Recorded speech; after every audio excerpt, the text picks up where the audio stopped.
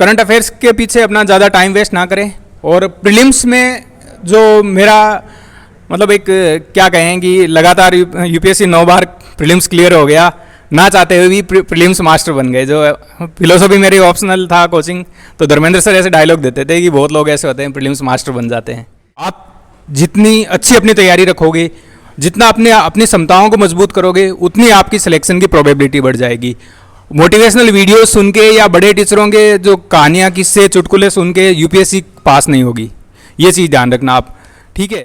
और बड़े जो भी कोचिंग्स हैं हिंदी मीडियम में, तो मैं समझ रहा हूँ कि वो सारे के सारे पॉन्जी स्कीम या फ्रॉड्स हैं कि हर साल मतलब आप सोचो 10-20 जने सेलेक्ट होते हैं, 20-25 जने, और कितने बड़े बड़े एड वो आ रहा है। तो आपको अपनी जर्नी, आपको अपना चीज़ें खुद डिसाइड करना है कि मुझे क्या पढ़ना है और कैसे पढ़ना है। कोचिंग वगैरह कितना मैटर देता है, तो सारी चीज़ें नहीं पढ़नी है आपको, लिमिटेड अपने सोर्सेज रखें।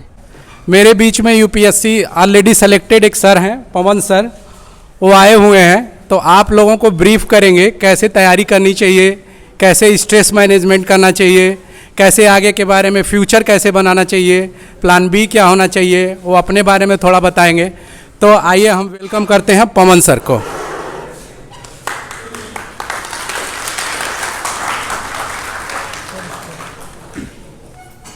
Thank you sir.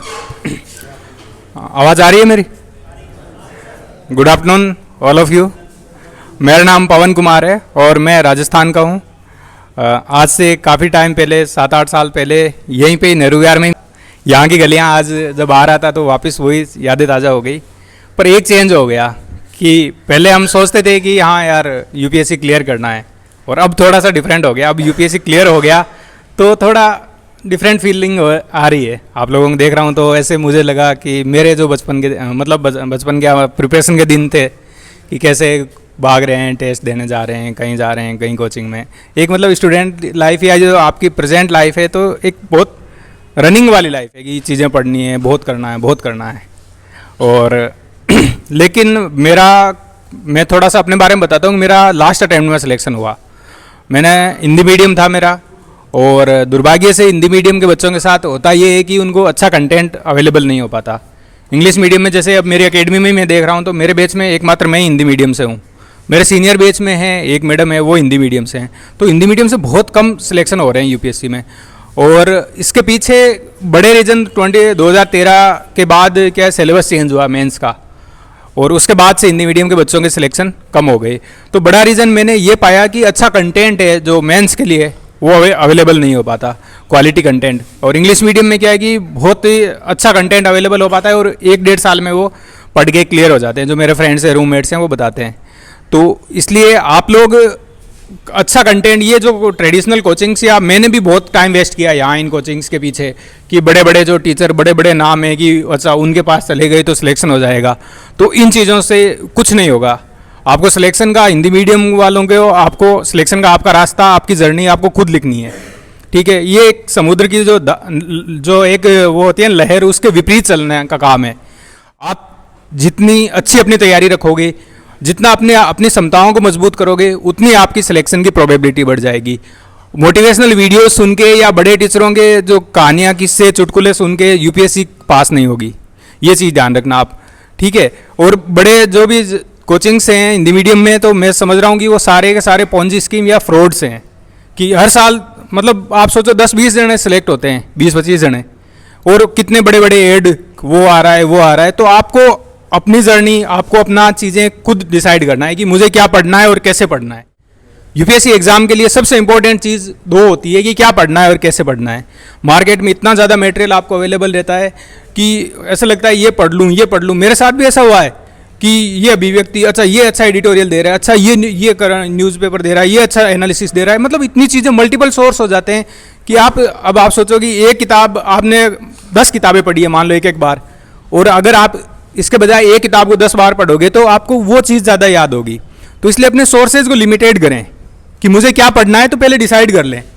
मेरे पास बहुत बड़ी बुक्स नहीं थी, मैं इतनी सी किताबें थी कि प्रीलिम्स, मेंस, इंटरव्यू, सारी चीज़ें मैंने उसी से ही क्लियर किया था। लेकिन इस चीज़ को जानने में मुझे बरसों लग गए थे।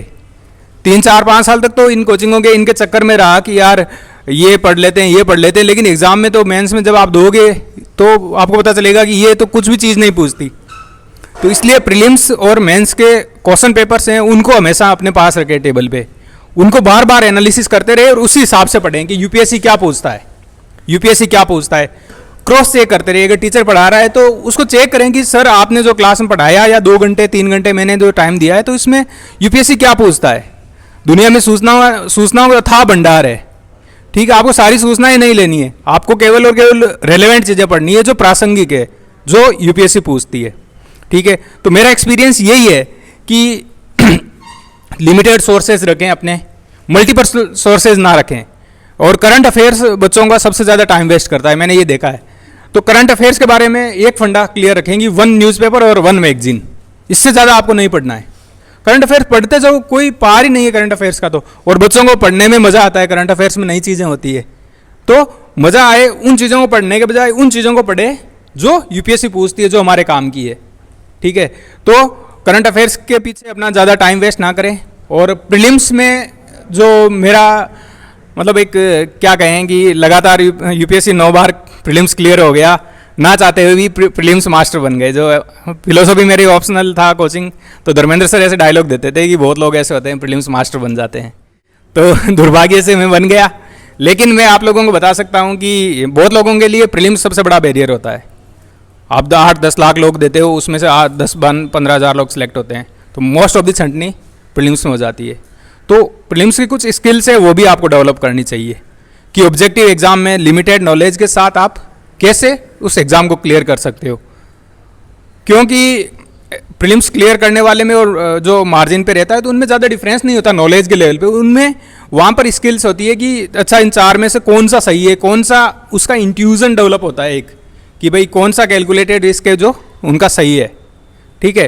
तो PYQs करें और प्रीलिम्स की कुछ स्किल्स डेवलप करें और चीज़ों को पढ़ें तो ब्रॉडर पिक्चर में पढ़ें, कंसेप्ट को समझें, और सोर्सेज को लिमिटेड करें और उन्हीं सोर्सेज को बार बार पढ़ें।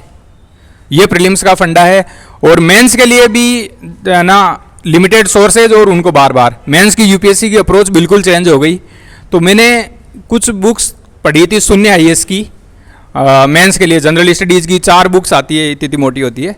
और मैंने 1-2 जनों को रिकमेंड भी की थी, हिंदी मीडियम के थे, हालांकि वो इंग्लिश मीडियम में हैं बुक्स, उनको थोड़ी बहुत ट्रांसलेशन वगैरह करना पड़ा, लेकिन 1-2 बंदे थे जिनको मैंने ये बताया था और उनका रिजल्ट भी आया था। इस बार इन्होंने इंटरव्यू दिया है, हो सकता है उनका सिलेक्शन भी हो जाए। तो अपना सोर्सेज लिमिटेड रखें, क्या चीज़ें पढ़ना है और कैसे पढ़ना है, ये 2 चीज़ें। अगर आपको इन दोनों के आंसर मिल गए तो आपका यूपीएससी क्लियर हो जाएगा। और सारी चीज़ें आप नहीं पढ़ सकते, सब चीज़ें आप पढ़ के याद भी नहीं कर सकते। जो भी कोचिंग वगैरह कितना मैटर देता है, तो सारी चीज़ें नहीं पढ़नी आपको, लिमिटेड अपने सोर्सेज रखें, ठीक है। और कभी हार ना माने, ठीक है। यूपीएससी तो हर साल रहेगा। मैं कई बार ऐसे होता था कि बहुत बार इंटरव्यू तक पहुंचा, इंटरव्यू दिया, इंटरव्यू पता चला फेल हो गई, 1 महीने बाद प्रीलिम्स है, क्या करें। ऐसा लगता है कि इस दुनिया ही खत्म हो गई। लेकिन वापस 0 से शुरुआत करके गिर के उठो, यही तो सबसे बड़ी एक जो होती है ना ग्रेटनेस, महानता, वो होती है कि आप लगातार पास होते चले जाए, वो कोई बड़ी बात नहीं है, लेकिन आप गिर के वापस उठे, वो एक बड़ी बात है। और मैंने एक उनका पढ़ा था जो हिमालय सबसे पहले चढ़े थे, तेंजिंग शेरपा और एडमंड हिलेरी। एडमंड हिलेरी का एक कोटेशन था जो मुझे आज भी इंस्पायर करता है।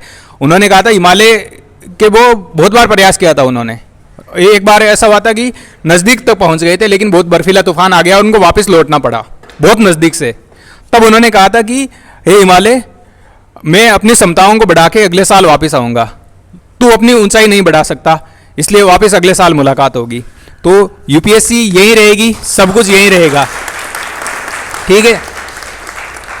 ये एग्ज़ाम आपका कोई लास्ट एग्ज़ाम नहीं है, और जितना स्ट्रेस फ्री होकर आप एग्ज़ाम को दोगे उतना ज़्यादा आपके लिए अच्छा रहेगा। मैंने क्या किया कि यूपीएससी इंटरव्यू तक पहुंच रहा था, सिलेक्शन नहीं हो रहा था, फिर मैंने ड्रॉप किया, ड्रॉप करके स्टेट पीसीएस का दिया, वहाँ सिलेक्शन हो गया, वहाँ के बाद यूपीएससी दिया, यहाँ भी हो गया। तो इसलिए धैर्य रखें लाइफ में, और कुछ चीज़ें हमारे हाथ में नहीं होती तो उनके बारे में ना सोचें। जो हम कर सकते हैं, क्या कर सकते हैं, वो करें, ठीक है। ऑल द बेस्ट आप लोगों को, थैंक यू।